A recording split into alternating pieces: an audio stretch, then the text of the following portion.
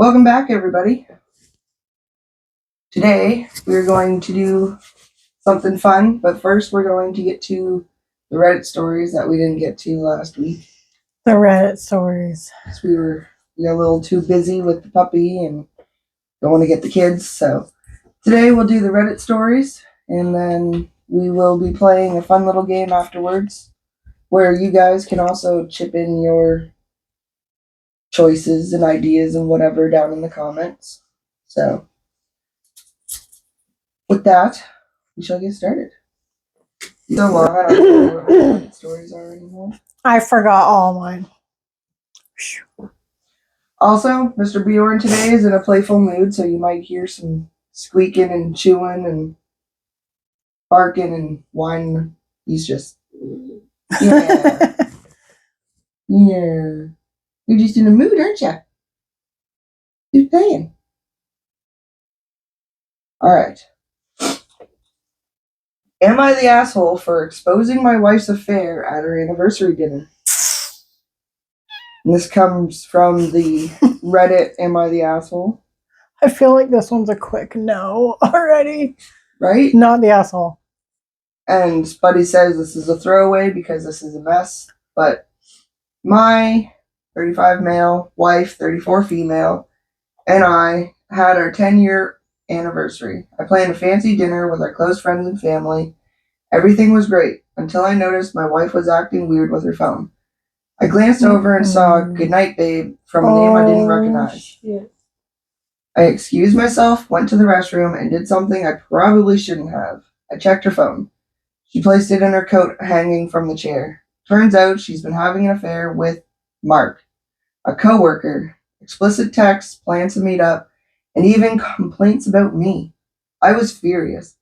Instead of confronting her privately, I stood up, tapped my glass, and said, I just want to thank everyone for coming to celebrate our love, and a special thanks to Mark for keeping my wife entertained when I'm not around. Then I walked out. She's been crying and saying I humiliated her. Our friends are split, and some say she deserved it. Others think I went too far, so am I the asshole? She humiliated herself.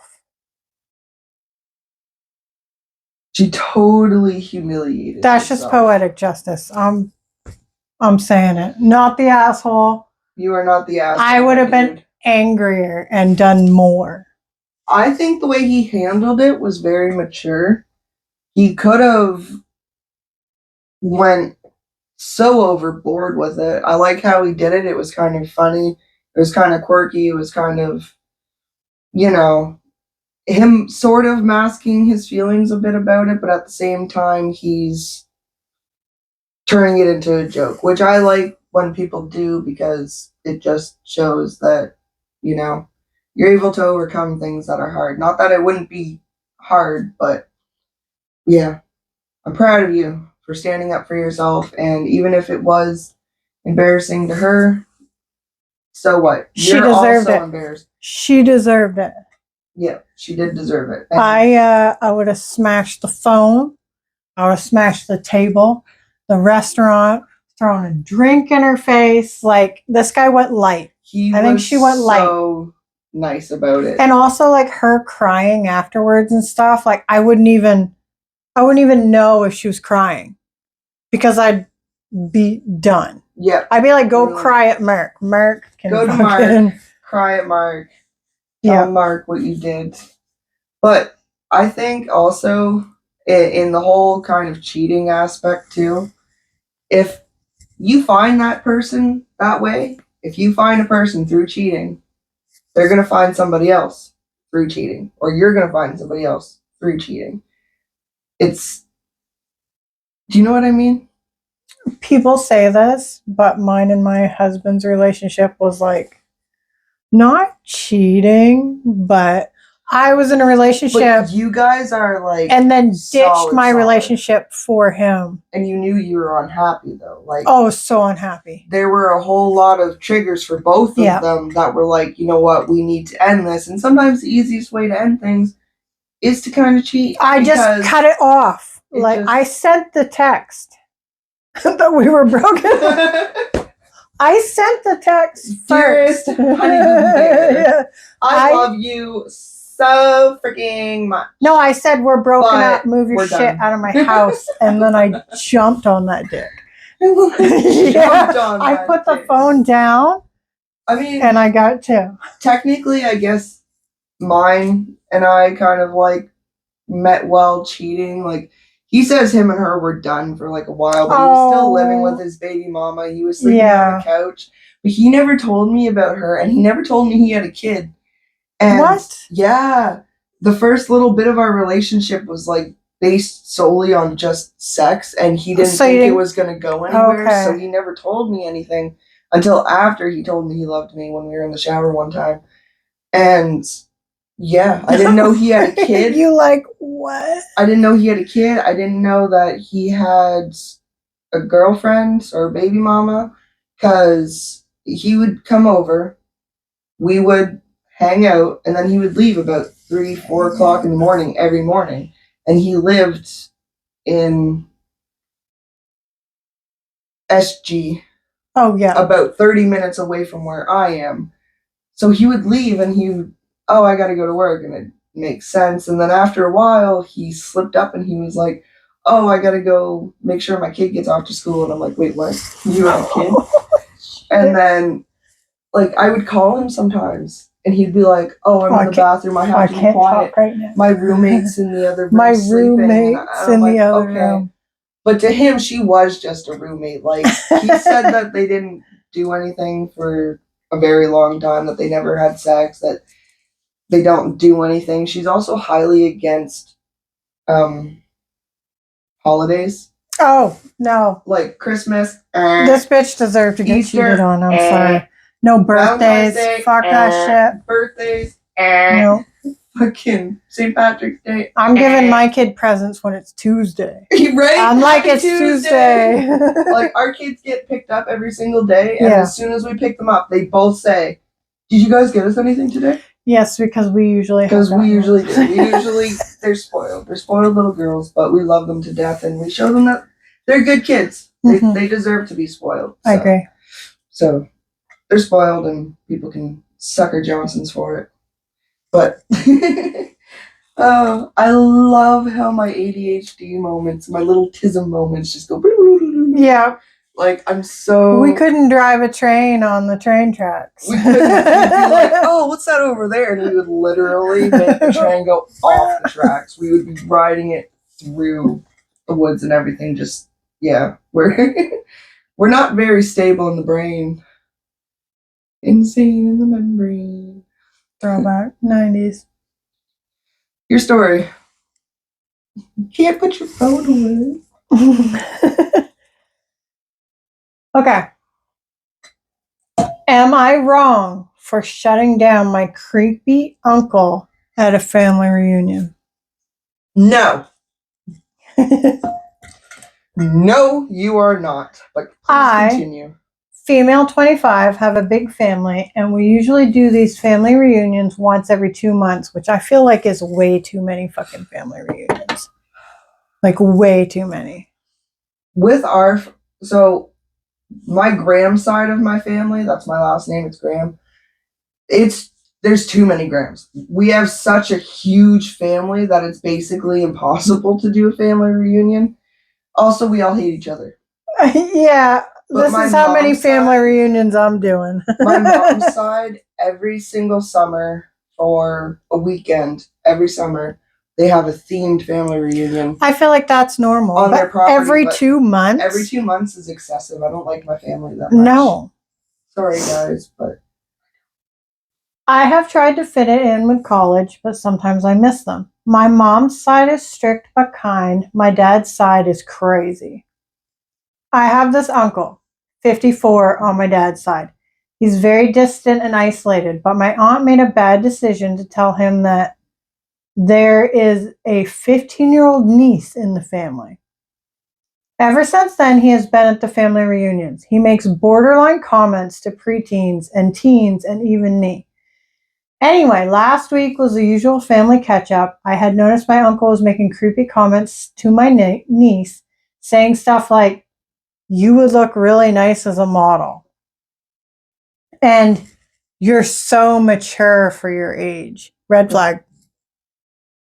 That's a technical foul. But the final straw for me was when we were sitting around the dinner table. My niece was excited that it was almost her 16th birthday when he said, "When you turn 18, can you give me a chance, please?" First off, Yeah. that's a child. They're related. They're related. We're not going back down the cousin fucking route. Turn this train around. The whole room went silent. I screamed at him. I yelled, "Well, that's a bit creepy, isn't it? You know who else you could give a chance? The police, bitch, at prison." The whole room went silent and dinner was awkward.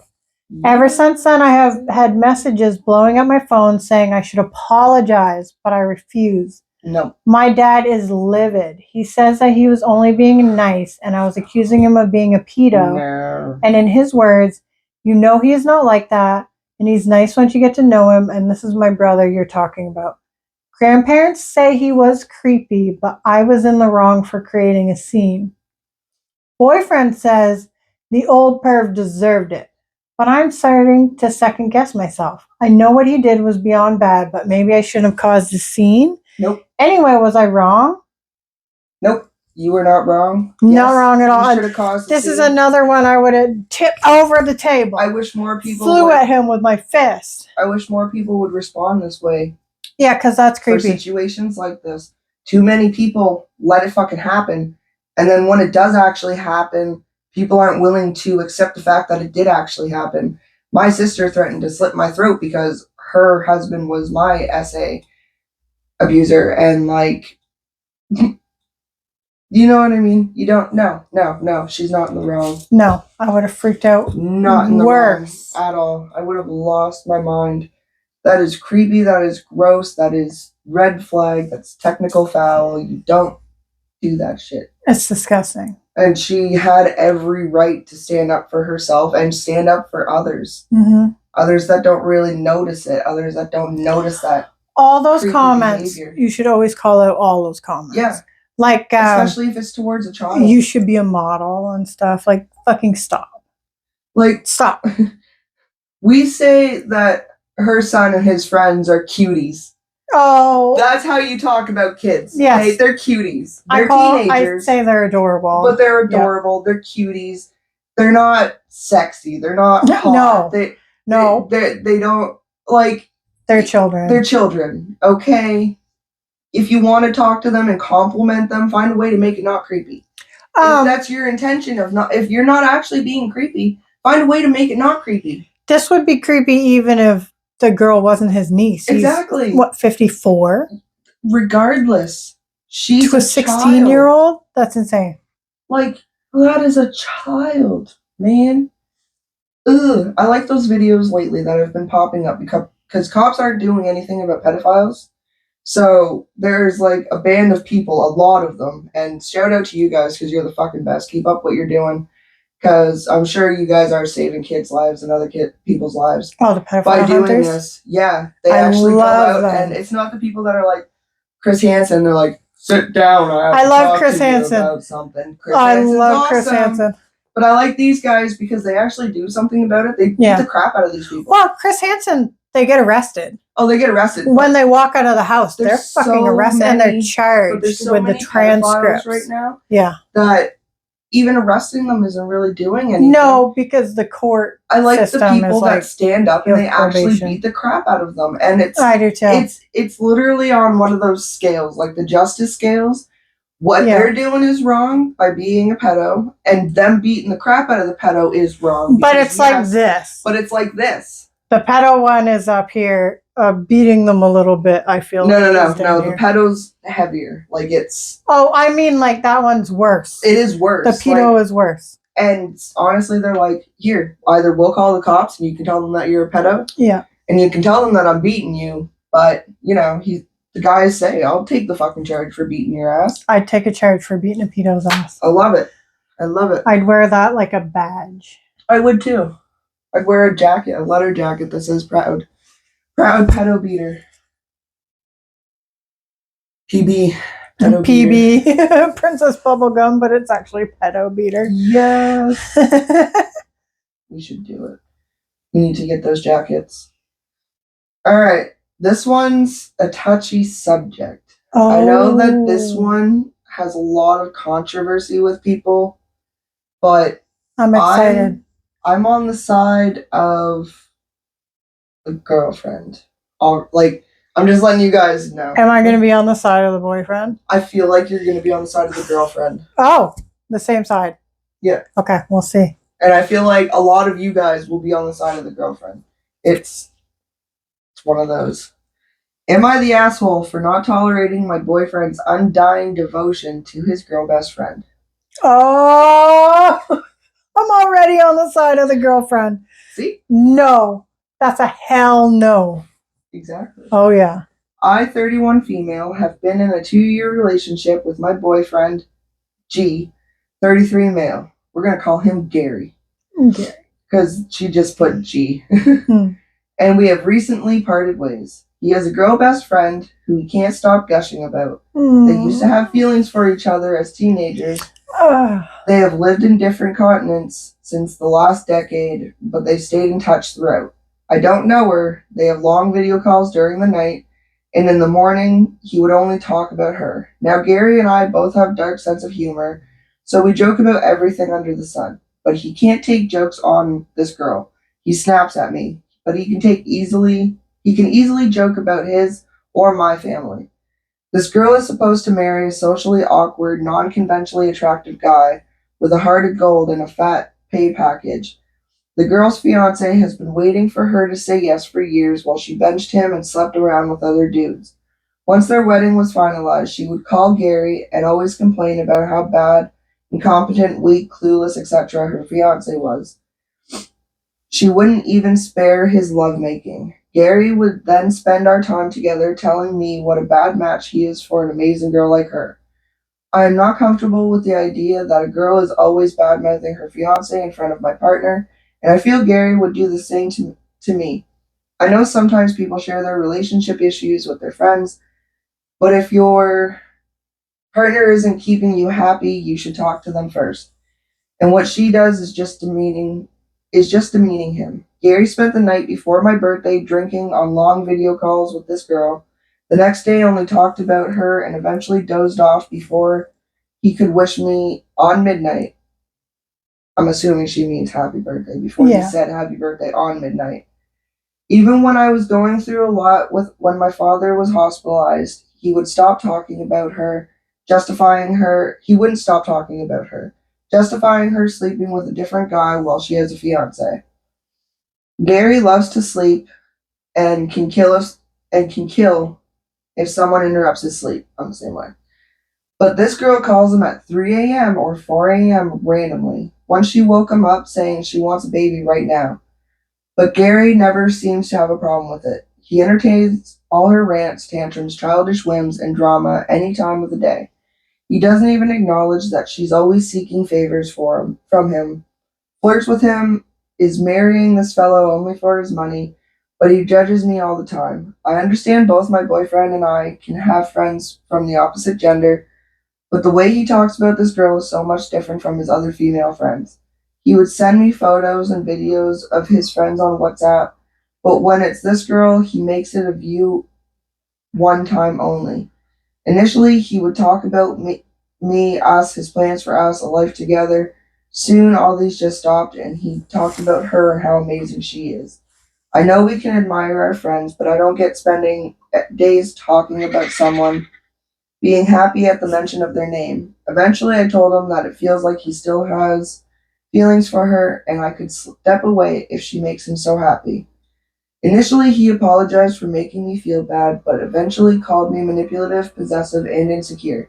He said he would have been with her he was actually interested, but I know he wouldn't date a girl who has zero chances of being in the same city as him. Over the last 1 year, with our wedding planned, I told him that he should try to reduce his emotional attachment to her, treat her like his other female buddies, maybe call her less, but he continued calling her anyways, even when she said she's going to be busy for the next 6 months. One day he got drunk and told me she makes him happier I had enough. So I asked him to make a choice, but he begged me to stay. The fight lasted over a month, and eventually he called up the girl and told her everything, despite promising me to keep it between us. She said she understands and would not stay in touch. I was livid at this betrayal because I begged him not to tell her anything. He said he only did it to save the relationship. I gave him one last chance and got back together. He assured me that I'm the girl for him and she means nothing to him, and he has happily blocked her number. Baby. We were happy for a few months with no disturbance. Once he was drunk and said how much he missed her, and now he wants to create rifts between me and my friends to seek revenge for coming between them. He forgot this the next day. But after some months, she ends up calling him again. If you keep a number blocked, they can't call you, so he probably never blocked her in the first place. I was furious. He's threatening to record our fights and show her everything. She kept coming back to our lives multiple times. Each time we break up and he goes back to her, tells her everything that I asked him not to. I stopped trusting him completely. I realized he has to be true to this girl, even at the cost of my emotions. All of the begging I did, my tears, me asking him to keep things private meant nothing to him. He said I mean everything to him, but his actions meant the opposite. One day he told me that she thinks he still likes her and she isn't accountable for the rifts between us. I felt very uncomfortable with the fact that a girl feels like my boyfriend fancies her despite having a girlfriend. I realized he can't live without her, but he expects me to leave everything for him. He can go weeks without speaking with his parents, but he rushes to talk to her every time we break up. Because of this and his alcohol addiction, I have called off our marriage. He has previously lied to me about girls he called just friends, but we're all flings. So I have massive trust issues. I have nowhere else to share this. Being over 30 and breaking up a marriage is a huge deal from where I come from. Am I correct? When I interfere, he still has a massive soft corner for her. And edit, I forgot to mention that we were in a long distance relationship for the last 1.5 years when our wedding was already finalized. He lived in a foreign country and had with a language barrier, so he justified all this saying he calls up his friends at night and he felt lonely. I would stay up way past bedtime to give him company, but that resulted in health issues. I gained 15 plus kilograms. I don't know how heavy that is. And my appearance. 40, 50 pounds, I think. We're Canadian. We go by pounds because that makes sense. And I like the way the UK does it in stone. Stone and pounds makes sense. I can never fucking figure stone. He justified 15 kilograms. And my appearance and my confidence was on the rocks. I accepted him as my fate and thought the long distance is a problem. It was when he came back to our hometown that I realized he isn't lonely, he just can't live without her. Okay. She is the asshole because she lets this go on forever. Yep. That's exactly. When I started dating my man, he had like 4 or 5 female friends who weren't really female friends. They were just waiting in line. They were just waiting in line. He didn't have any sexual contact with them, but they were just waiting for him. Yeah. They were like almost like incel friends, you know what I mean? And I was like, all these girls need to be cut off. And he made a big fit about it. But he eventually he was like, you're right. What happened is one of them called him and said, can I get some weed off you? And he said yes. And I was like already not happy about that. And then she calls him back and says, I went downtown, drive the weed downtown to me. And I was like, if you can't see how this is just them using you, you're an idiot. And he was like, you're right. And he didn't give that girl any weed and he erased her number because he knew I was right. They always know. But this is crazy. I would never put up with one inch of what this poor woman has put up with. It's entertaining it and then going back to it. Mhm. No, I promise I'll change, but he's not going to change. No. He's had years to change. He's had multiple opportunities to change. And they just keep going back to each other. My advice is let him go. Yeah, I'm not fighting over any man. Find somebody. If there's a choice, to you, you're choosing her because I'm not fucking choosing you. You want somebody that's going to treat you the way he treats her. That's what you want. You don't want somebody who is literally just waiting around for her to say, okay, I changed my mind. I guess we can be together. I think she's just stringing him along as well. She's stringing him along. He's in the lineup. I do feel like the girlfriend gets a little too catty about the other girls' relationships and stuff. Like, yeah, it's not your place to judge her relationship. Like, your issue is with your boyfriend. Yeah. Whether or not she's a shitty person or she sleeps with whoever, you think she's marrying a dude for money, that's really a non-issue. It's your boyfriend's actions. But it is weird that he tells you everything. I would never be with anyone that's telling someone about Nina and I talk a lot about each other to our spouses, but it's because we're fucking hilarious. Oh, yeah. And there's a lot of stuff that happens. I don't tell them our business. I'm just like, we saw a squirrel. And the squirrel was stupid looking. Yeah. She has a squirrel living in her attic. His name is Fenty. Fenchman. It's Fent with Benjamin. Fenchman. Short for Frenchman. He's so handsome, though. Anyways, we got pictures of him. I'll stick a picture up there for you guys real quick. But, yeah, no. She is and she's not the asshole. She's the asshole for putting up with it. Yeah. And not for standing her ground. And for putting up those boundaries and being like, you know what? I'm serious. If this continues, we're done. And then ending it. I feel like it's a personal problem. It is. Especially with her talking about her weight and her looks and the age that she is. She's insecure. She thinks this is the only man. But it's not. No. It's not the only man that'll ever love you. You can get another man like that. You know how many people there are on this planet? Yeah. Man, there's so many people. Just don't date an alpha male. That doesn't work date their ass. An alpha. Repeat.